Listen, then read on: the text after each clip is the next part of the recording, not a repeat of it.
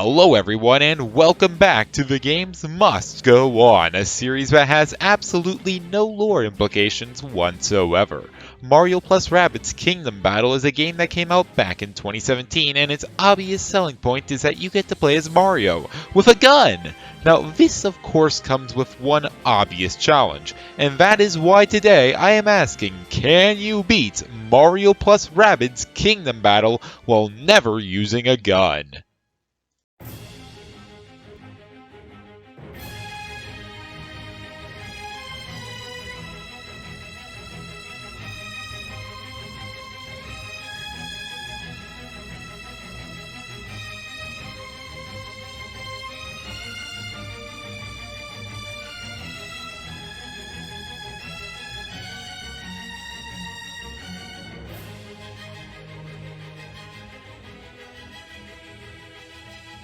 I guess the first thing to mention is that this challenge was kind of popular, with Kylie C taking the game down without primary weapons in 2019. However, because we used Hero Sight and rocket launchers, I decided to attempt a run without back in 2020. However, I used extra health mode, and after my run in 2021, Dr. Rank attempted the run without extra health, but he still allowed the rocket launcher. This brings me to today, where I tried to beat the game without primary weapons, hero sight, rocket launchers, or extra health. So without further ado, let's go! We start the game off with a tutorial fight, and I hate to say it, but run failed. Yep, we immediately failed a run because the game forces us to take free shots at the enemy. But I have a dilemma. Is this actually a fight? Now normally I wouldn't try to make this argument because this sure looks like a battle. But a key few things are missing. First of all, the game removes our ability to move as well as our ability to pass the turn to the enemy. Also, the enemies only have about 10 health opposed to their usual 50. But if the differences were just this, I would still call it a battle, because at the end of the day, these are all changes that you can clearly see. But there's one change that isn't so visible. That being the 50% cover is a complete lie. While it looks like you should have a 50% chance of hitting the Ziggy behind a cover, in actuality your first shot will miss every single time, and likewise your second shot will always hit. Now in my opinion, the fact that the RNG values themselves are being manipulated for this one little so-called battle in particular, it turns this from a battle to a cutscene. And if I was counting cutscenes, this challenge would have died in the opening. Long story short, while I don't consider this to be a battle or these shots to count, I can understand it if you think the challenge dies here. But because I want to actually start the run before quitting, let's go ahead and actually get to our first real fight. For this battle, I should probably mention our only way of doing damage right now, that being through dash attacks. While dash attacks are decent enough for dealing with these close range opponents, they don't have any RNG associated with them and they ignore enemy cover. They do have some issues. The biggest issue is if the enemies aren't in our movement range, we literally can't attack them, meaning enemies that run away can become some real nuisances. Another hindrance with our dash attacks are that they don't do that much damage, with Mario and Rabbid Peach dealing 20 damage per dash, and Rabbid Luigi dealing 30 at the cost of him starting with 20 less health. The good news is that in these early levels we have enough health to just sponge up the damage that we take from the basic Ziggies and Hoppers, so we can safely pass 1-1, 1-2, and 1-3. In 1-4 we receive our first set of abilities, featuring a couple of shields and a completely worthless hero sight. In return though, the game also introduces explosive covers that blow up when you shoot them. This puts us actually at somewhat of a disadvantage because the game expects us to, shoot them to blow them up, to do a good chunk of damage, which we obviously can't. As for the battles themselves, the first is a little tricky because the enemies can easily spread out and just flee from all of your attacks. What I found was that trying to get the enemies to come to you just dragged out the fight way too long and caused me to take more damage, so taking up an aggressive playstyle is actually pretty useful here. As for the second fight, I was a little worried about health, but I actually got really lucky with the 50% cover and ended up destroying the Rabbids in a scuffed game of Mario Clash. Now we're on to 1-5, one of the hardest levels in the entire challenge, mostly because in the second fight we have to take down a mid-boss. First things first though, we need to take down the first fight against some basic enemies. Now, the first thing I want to do here is get to the other side of the map and take control of the pipe. Taking control of the pipe will give us a really safe way of taking out some of the enemies, as they'll be in range of an attack before we can circle back up the pipe and prepare for our next attack. Eventually though, the remaining hoppers will hide far enough away on the lower level to take cheap shots at us, and we won't really be able to do anything without getting any closer.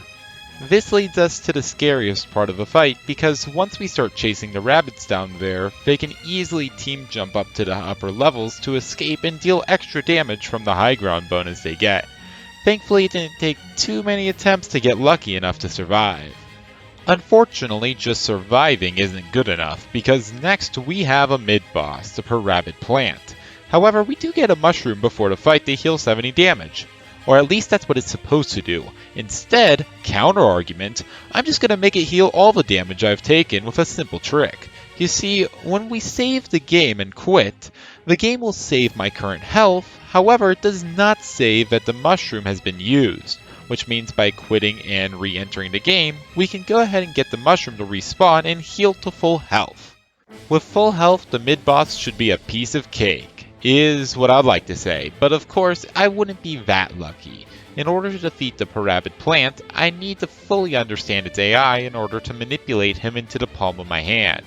But the first question in this fight is simple: offense or defense? Or more exactly, should we go all out on the mid-boss or try to take out his support Ziggies? While taking out the Ziggies might seem good to limit damage, it honestly just increases the time we're fighting, and it increases the damage we take. So I found that just focusing on the plant and only attacking the Ziggies when we're out of range works the best. As for attacking the mid-boss itself, the first thing to note is who the plant will attack on its turn.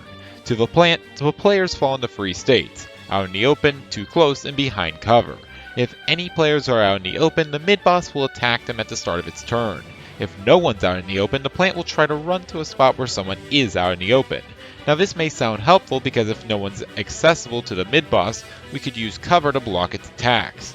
However, because the plant uses the rocket launcher, we still take damage even behind cover. This is the same reason the plant won't attack characters that are too close to it, as the attack's explosion radius would hit itself. That being said, getting the mid-boss to hit itself is a major source of damage, because in this fight we can only do a maximum of 70 damage per turn. But with the plant moving around and running away, we really can only do about 30 damage per turn by trying to trap the mid-boss between players using a pincer formation. So yeah, getting the plant to attack itself would be a major source of damage, especially since it does more damage than any of our individual attacks. But of course that comes with the question of how to actually do that. Well, it turns out there are two ways to trick the mid-boss into hitting itself. The first is when the mid-boss is behind explosive cover. When it is, by standing where the mid-boss won't hit itself, but it will hit the cover, you can use a chain reaction to trick the plant into a nice 30 damage. The other is by just standing close to the mid-boss. Now normally the plant would just run away, but by being at low health, the plant will actually instinctively attack you even if it will hit itself. Of course this strategy, does come with the downside of sacrificing someone, but it's better than just having them die in vain. The next thing to note is that we can reduce the damage taken by cycling our shields. Since we know the mid-boss will instantly attack a player out in the open, we can leave a player with a lot of health out or a shield charged in order to take the hit, and this will prevent us from worrying about the others taking damage. Other than that, the only thing left to note is that we can bait the plant into hitting Ziggies when they're close enough, but that's a pretty rare occurrence, and all that being said, we can take out the mid-boss and move on to the rest of the game. Now that we've cleared 1-5, we get access to Luigi, but more importantly the skill tree, which gives us some secondary weapons to work with. This gives Mario a hammer, Luigi and Rabbid Peach sentries, and Rabbid Luigi something that we literally can't use, which is coincidentally why this is the point we send him to the Shadow Realm never to be seen again. Along with secondary weapons, we can also unlock abilities like Mario's End Power and Rabbid Peach's Mega Heal. All this means is we actually have a way to fight against enemies in this run, and we can actually coast through the rest of World 1. Well, at least until we get to the boss. Now so far, banning Rabbid Luigi's rocket launcher has had minimal effect. Now don't get me wrong, not using Rabbid Luigi definitely is a hindrance. I mean, his Vamp Dash is incredibly powerful. But because we have the ability to toy with the enemy AI with sentries, and I do mean toy with them, as the enemies will just waste their shots on sentries if everyone else is behind cover, this would be where the game just gets easier and easier with more and more strategies opening up through the skill tree. But alas, this is where not having a gun comes to bite us, and it's all because without something to shoot, we literally have no way of hitting the boss. Yes, literally no way of hitting Rabbid DK. He's just too far away. Neither hammers nor sentries can hit, and don't even think about dash attacks. So this is where the run should die. But come on, you're watching Waluigi Goes 1. I just said this is where the strategies start opening up to us, and there's no way I'd lie. And good news, we can proceed. Now, sure, we can't kill the boss. I wasn't lying about that. But who said we had to? I mean, we are supposed to in order to get to World 2, but that's just if you believe in hoaxes like collision actually existing. Instead, I'm going to run into this corner a little bit, send Beepo to the back rooms to go underneath the wall that was stopping our progress, and then use a conveniently placed pipe to snap back to reality. And just like that, we're in World 2. But we actually just created a couple of new problems for ourselves. While we do get the health increase that we normally do after beating World 1, we don't get the power orbs or the World 2 weapons that we get from defeating Rabbid Kong. The latter being really bad, considering that the World 2 weapons do almost twice as much damage as the World 1 ones. Even with this shot for the leg, with the power of sentries, healing, friendship, and most importantly, incredible violence, we can pretty quickly desert the first half of World 2 of any life. 2-5 is the first level where I struggle a little in World 2, mostly because we're going up against a couple of mid-bosses. While I was originally considering sitting back and spamming sentries, the bosses actually do enough damage to overpower them. So instead of playing it safe, I recommend playing incredibly aggressively. With a couple of crits in the first couple of turns, we can take down Blizzy and Sandy and unlock some new weapons. I should probably mention that despite going through as many gold chests as I could find, I wasn't actually able to find any usable weapons for this challenge. Only guns, because of course I only found guns, which is only made worse by the new weapons I just mentioned being completely useless except for a sentry for Luigi. Well, technically that's a lie, because most of the weapons are actually for our new character, Rabbid Mario.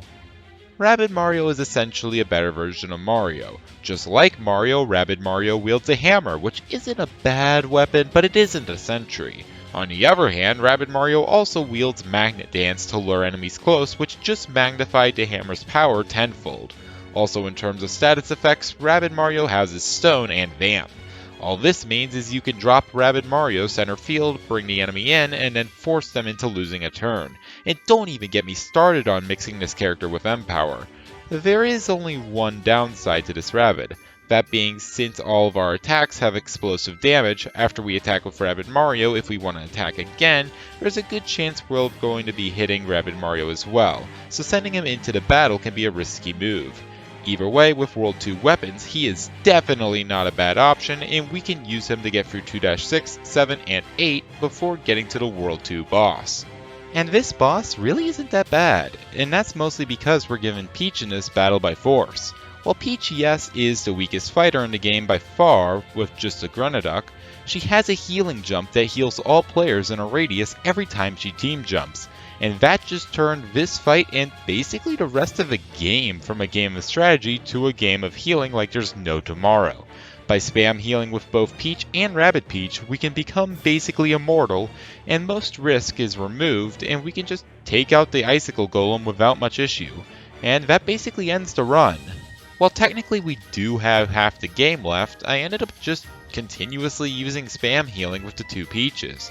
And as long as I didn't get greedy, not even the hardest levels at the end of World 4 had any chance of stopping me. So can you beat Mario and Rabbids Kingdom Battle without guns? Well, as long as you ignore the tutorial battle, I would say yes. And besides a couple of spots, it really wasn't that hard. But this isn't quite the end of the video, because while it might look like I'm playing Mario plus Rabbids Kingdom Battle, April Fools, I'm actually playing FNAF Security Breach. Pre-patch, and by that I mean this game is a buggy mess. Now obviously I showed off the World 2 skip earlier, but that was an intentional glitch. What I'm talking about now are glitches that just happen randomly throughout my run. So without further ado, let's get into it. First off, let's start with something small. Animation glitches. Now back in the fight against a plant when it SD'd itself with burn, it would normally just run around in a funny wacky direction. But the plant just decided not to this time because he was just built different. Another small one was teaching peekaboos to climb walls because that totally looks normal. Lastly, by running over to some cover but getting hit by a bounce along the way, I ended up getting Mario to pick up a profession as a mime, using telekinesis as a defense. The next glitch is a little bit stronger than the last, and it's that I just got rid of my party members. That's right, now we're playing Mario plus Mario Kingdom Mario. And if you're wondering where the Rabbids went, they just decided not to follow me through this pipe. So yeah, they're just up here running in place. You may think that going through the pipe again would fix the problem, but you'd be wrong. Overall, just a kind of a funny glitch that ended after a while. Next up is what I call the lock-picking lawyer versus Master Lock. Normally in 3-8, you're supposed to come to this clock tower, watch a cutscene, solve a puzzle, and then watch as the moon gate opens. Unfortunately for the developers, I've watched 1,345 lock-picking lawyer videos, so I just have to think really hard during the opening cutscene, and yeah, the gate just automatically opens out of nowhere.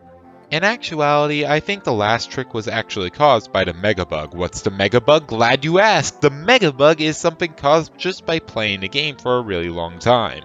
Seriously, I have no real idea on what causes it, but the best way to actually describe the Megabug is that it appears to be some form of reference manipulation. But an even better way to describe it is to just show you. Like right here, Beepo decides to become Dwayne Johnson. That's right, he becomes The Rock! Another example of the Megabug is when covers just decide to stop being so square, and instead decide to become random cylinders. Because yeah, that makes sense. And another example was in World 4, where just a giant white pillar just decided to appear for no reason whatsoever. But probably the most permanent Megabug that I encountered was in World 2, where the floor is actually made out of foam darts. Well, that is to say, it's either Nerf or nothing. And to end it off, I mentioned that I think the Megabug caused the clock tower glitch, most likely by teleporting a piece of light into the receptor. And the reason I think that is because, well, the cutscene itself, yeah, it's a little broken, a little bit of an error here. Either way, this totally stable game is definitely possible without guns. And with that, if you enjoyed, be sure to smack that like and subscribe button. Thank you all so much for watching, and I will see you guys next time. Goodbye.